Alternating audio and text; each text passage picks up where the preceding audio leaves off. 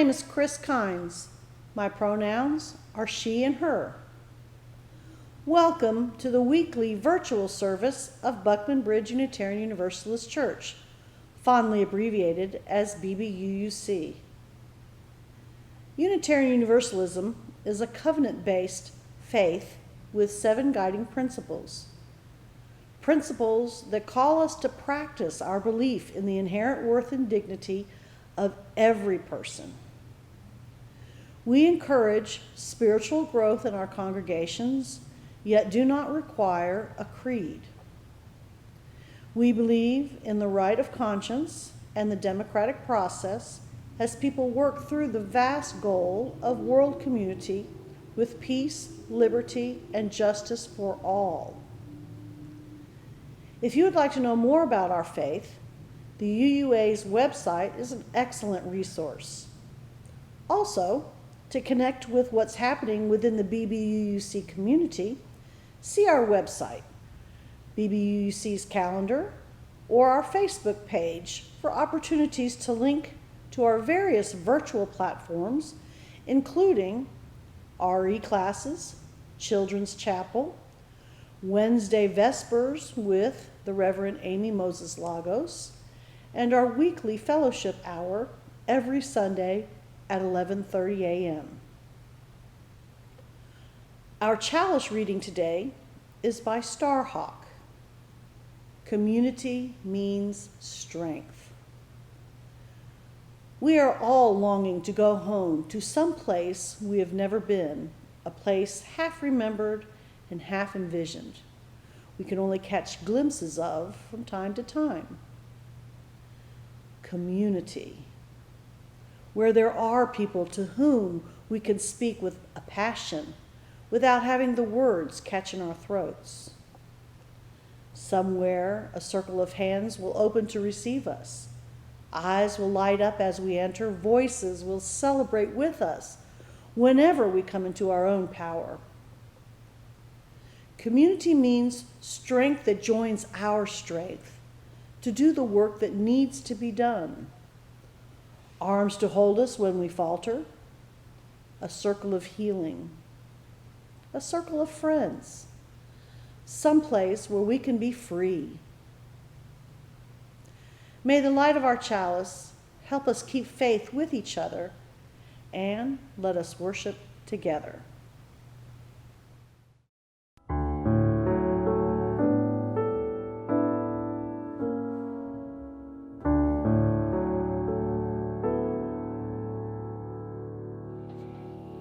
Good morning. Welcome to our Wonder Box. I am so happy to be with all of you.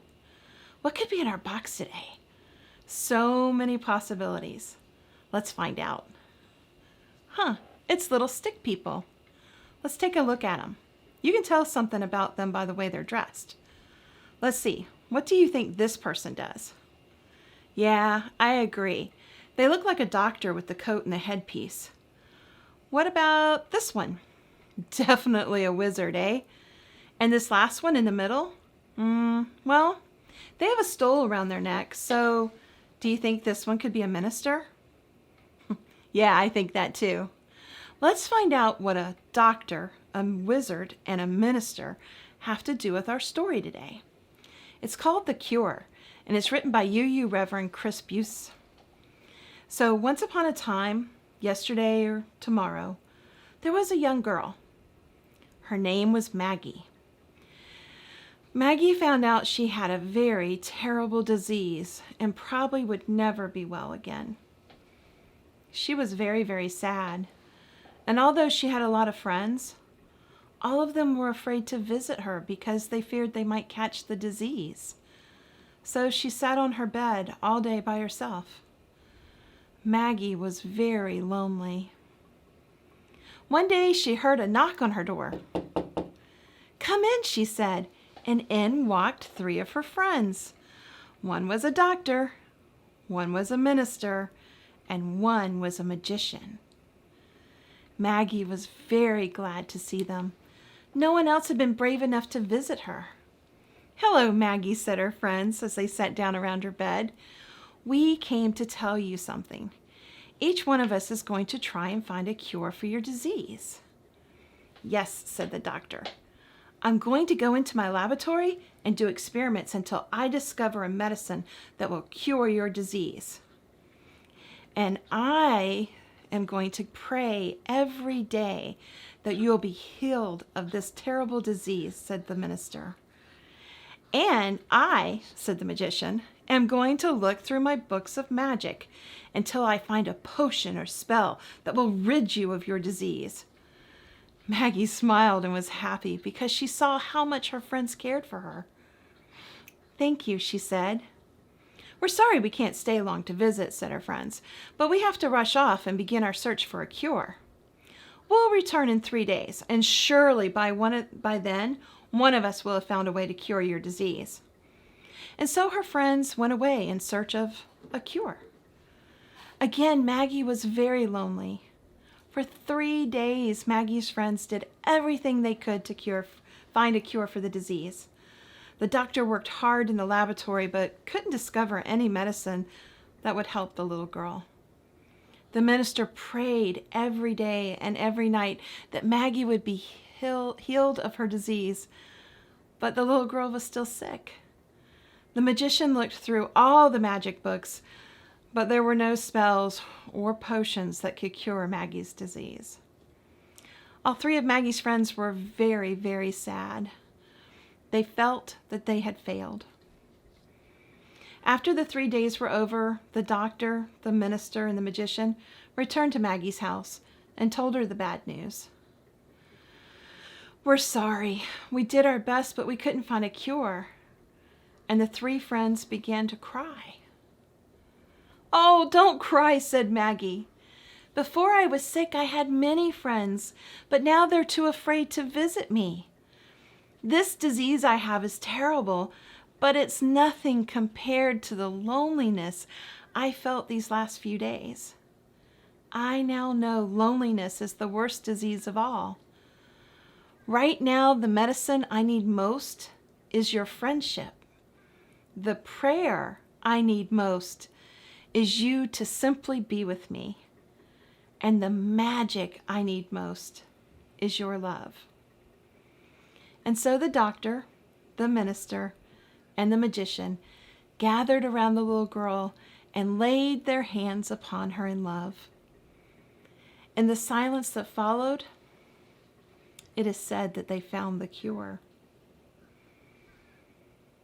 I wonder, who can we offer our simple presence, our love, and our friendship to? And with this, our story is told. Until the next time. In religious community, we share our joys and triumphs, our sorrows and our broken places. In this circle of care, we make a space for the complexity of life and for the countless experiences that bless and break our hearts. The truth of human experience dictates that on any given day, we each come to the table with hearts in different places.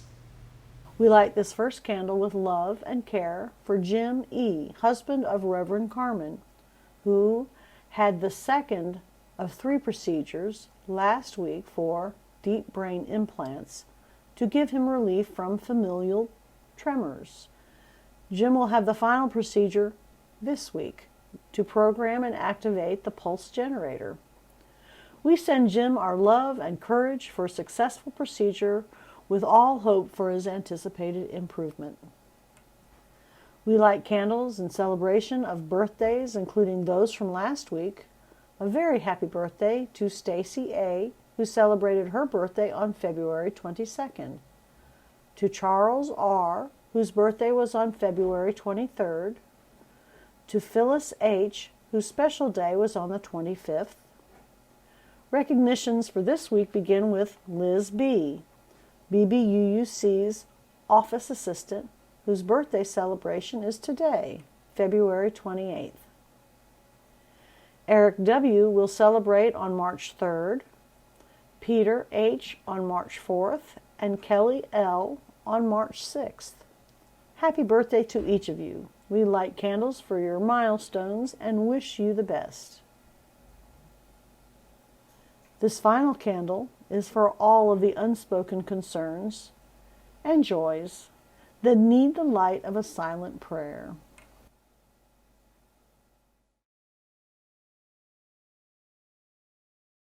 Dona nobis pacem pacem, dona nobis pacem. Dona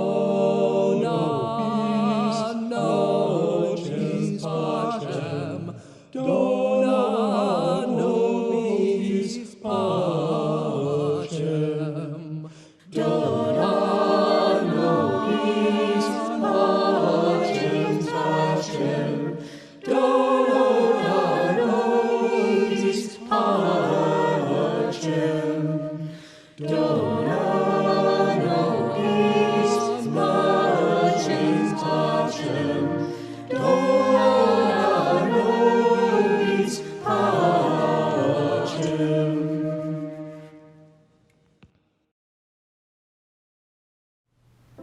As BBUC strives to be of service to our community and an advocate for social awakening, we give thanks and appreciation for your contributions. It is the generosity of our members that sustain the ministry of BBUC. As your board president this year, a brief reminder to members, March is Stewardship Month. Anticipate an email asking you to pledge for next year.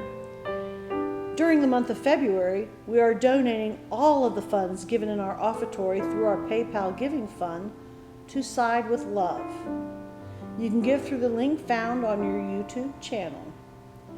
Through the Side with Love campaign, we show up in partnership at justice events across the country.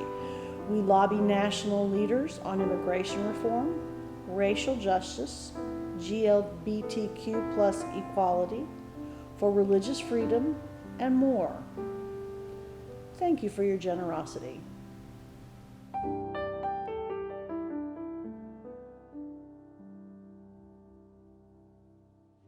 The Reverend Tracy Barrett lives in Winter Springs, Florida, and considers herself to be a UU evangelist, sharing the good news about our liberal faith.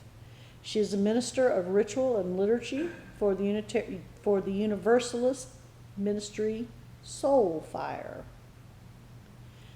As UUs, we state that we side with love. But what does that mean outside of our social justice initiatives? What does love have to do with generosity, daily living, and how we are in community?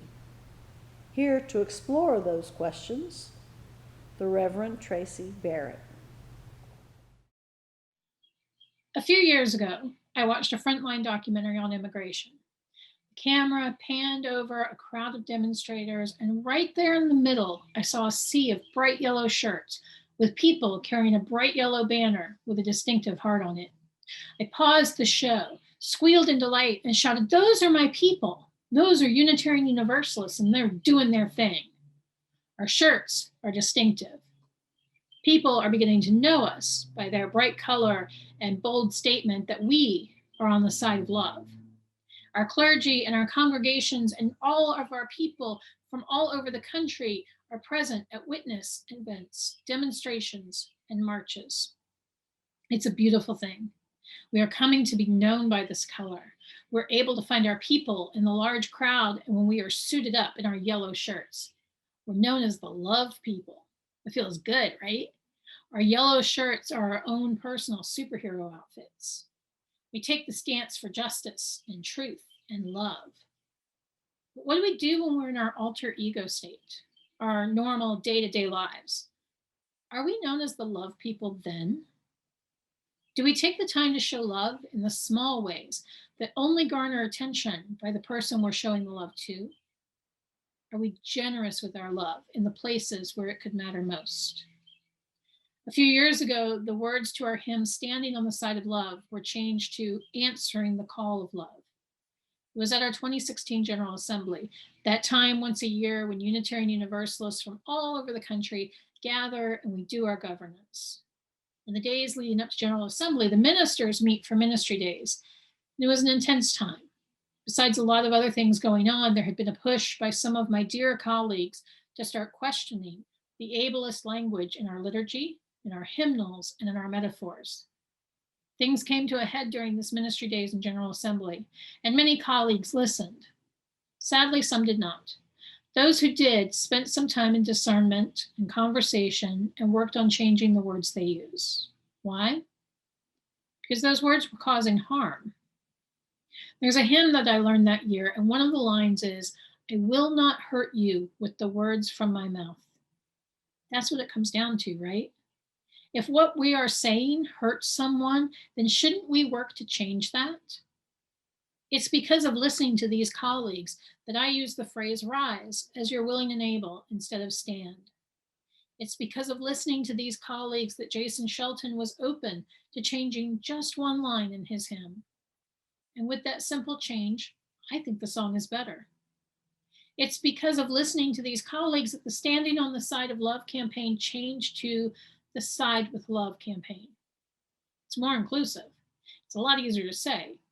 We'll still have our distinctive yellow shirts and be spotted from across the town square. And we are saying to people that recognize us that what we are saying, that we recognize that what we were saying was hurting them. And we strive to do better. In seminary and in pastoral care training, we're taught that sometimes the best and only thing you can do with someone is to simply sit there with them. No platitudes, no prayers, no words, simply sitting there and holding that space for them. No distractions, no checking your phone or email, no watching the clock. Sitting there, being present, letting the other person know that you really see them. That is love. That is generous love. It may appear small to you, but to the person receiving it, it's huge. Being present can break through the loneliness in people's lives. It is the cure that many of us need. And I believe sharing that love is what can cure our hurting world. So what good is our stance to side with love if we don't do that in our day-to-day lives? And I'm not talking about the romantic love that was celebrated this month with pink and red balloons and flowers and candy. I'm talking about the love we should have for our fellow human beings because we are all a part of the human family. The love we're on the side of when it comes to social justice and witness events. That love. Okay, but how? What does that look like? So for the past few years, I've done this experiment from time to time.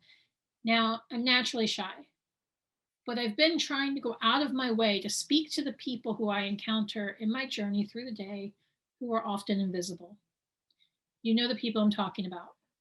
Cashiers, servers, people who work in the service industry, the ones who ask 100 times a day, "How are you?" I have started pausing in my rush to get payment out and look at them and say, "Good, how are you?"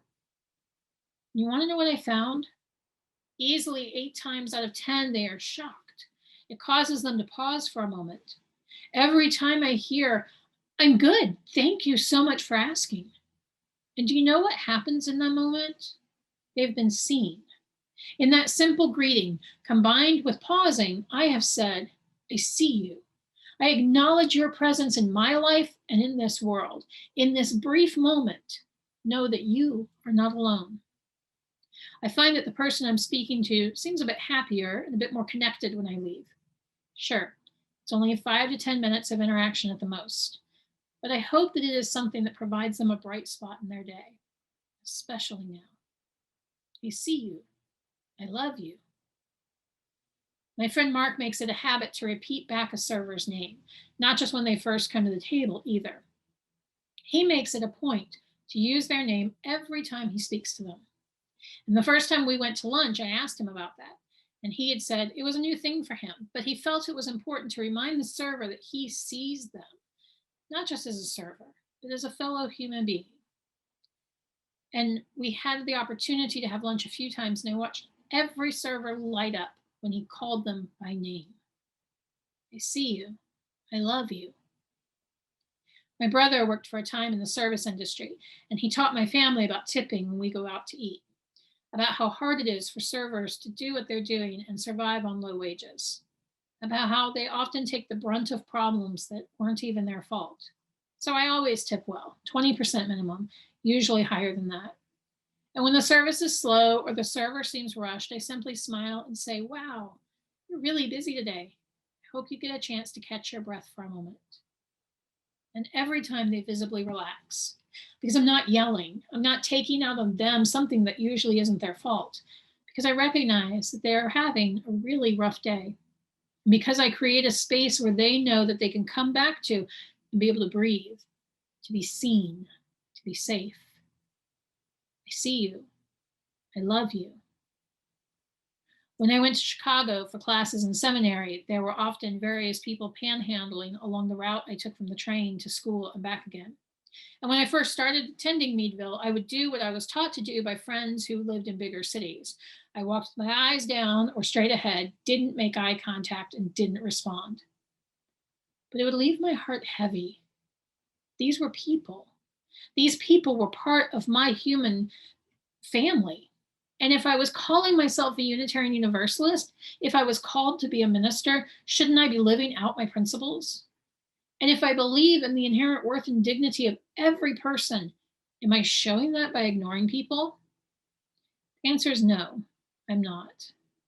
So I started to answer.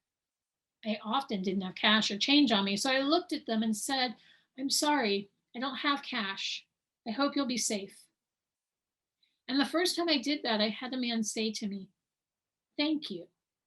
You're the first person all day to speak to me. And that means more than if you had given me money. I see you.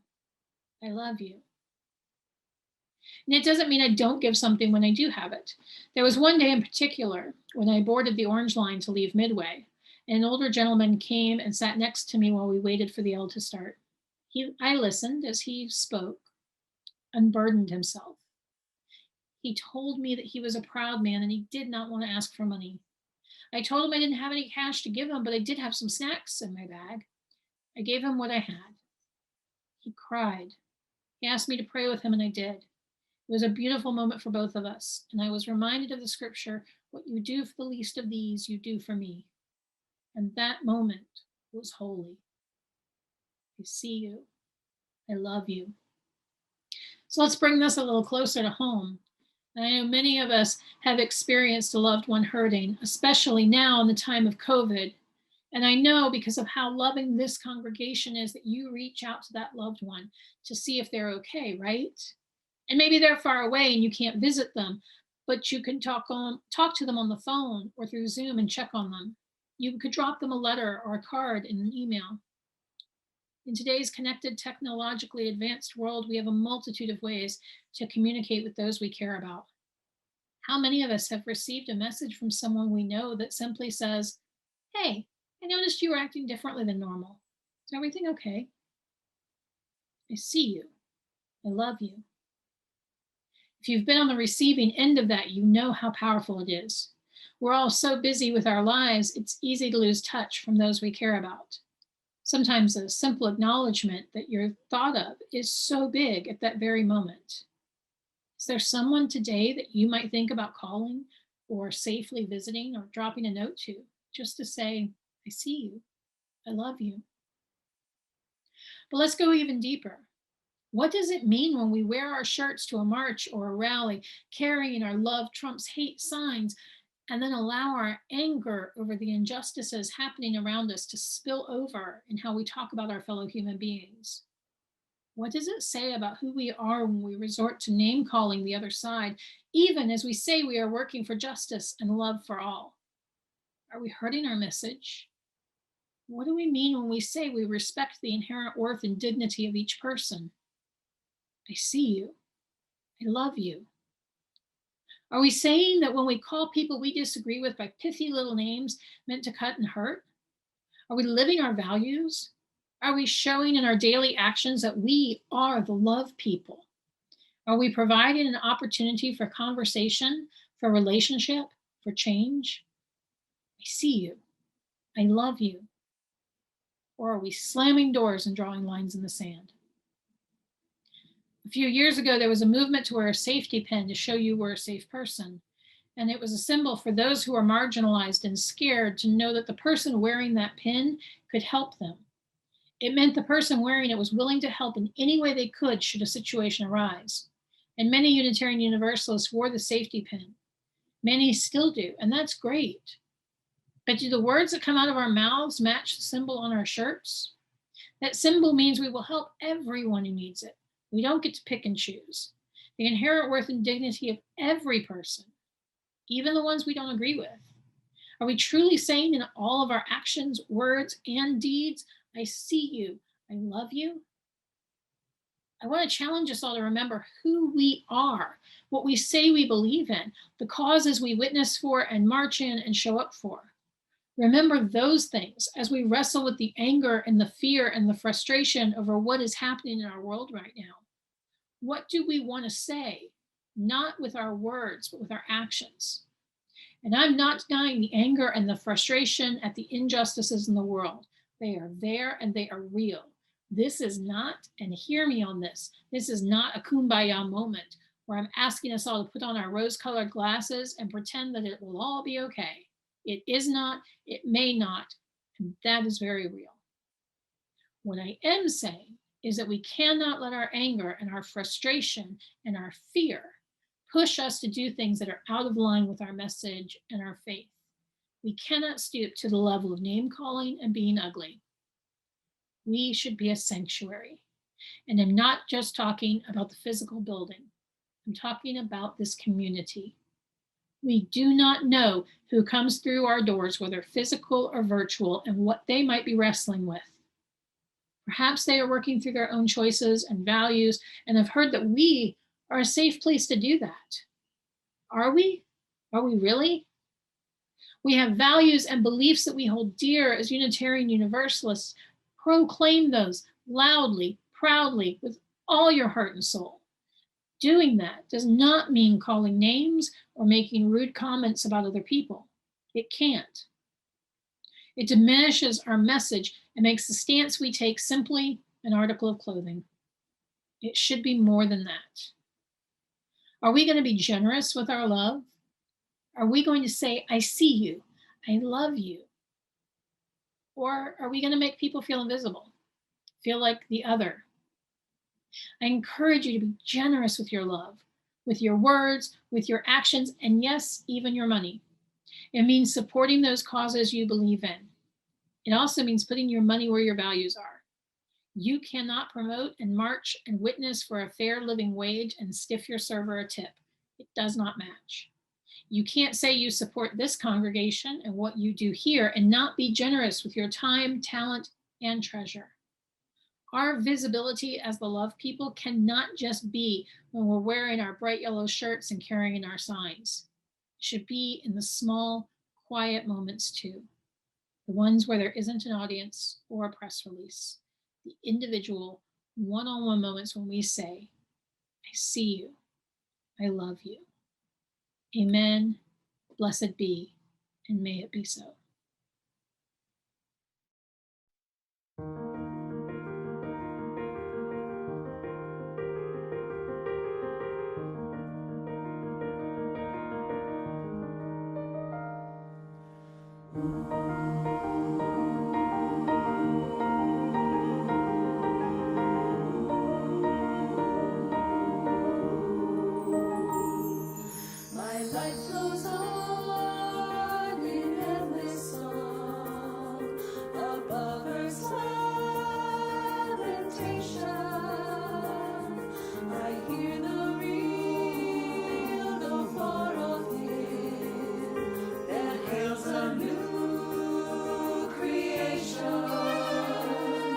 No storm can shake my inmost calm, while to that rock I'm clinging, since love prevails in heaven and earth.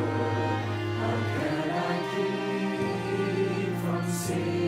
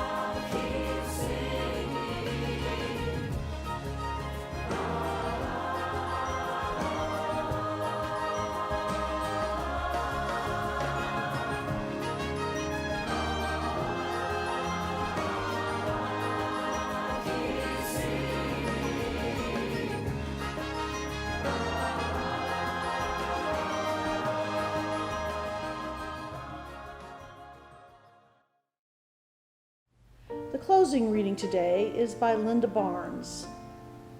Blessings on those staying at home. We're staying home. Love has never asked this of us before. We're staying home. This is our gift to humanity. Let us wish each other well. For those staying home alone, I offer you this blessing. May you grow a deeper understanding of your own worth. Dear one, leaven the aloneness with gentle care, for this too shall pass.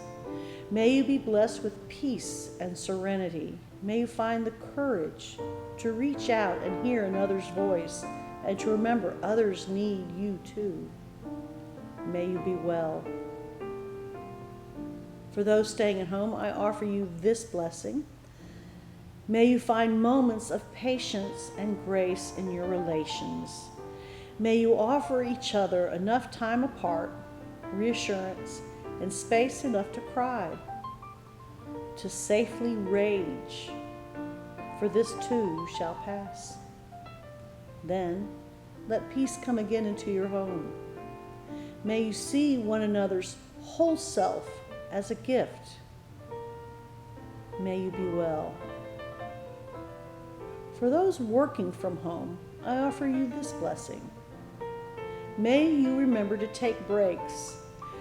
May you find the means to relish your imperfection and the imperfection of others as evidence of our shared humanity. You are enough, even when there isn't enough. Make order in your days and then let it go. May you be well. For those staying home with children, I offer you this blessing. May you find humor and compassion in your days. There will be learning of a different kind, deeper no doubt, unexpected for sure. May there be patience and forgiveness again and again and again, for this too shall pass. May you all remember the deep love that brought your family into being. May there be peace and understanding in your home. May you be well. May we be well. May it be so. Until we come together again, I bid you peace. Amen, namaste, and blessed be.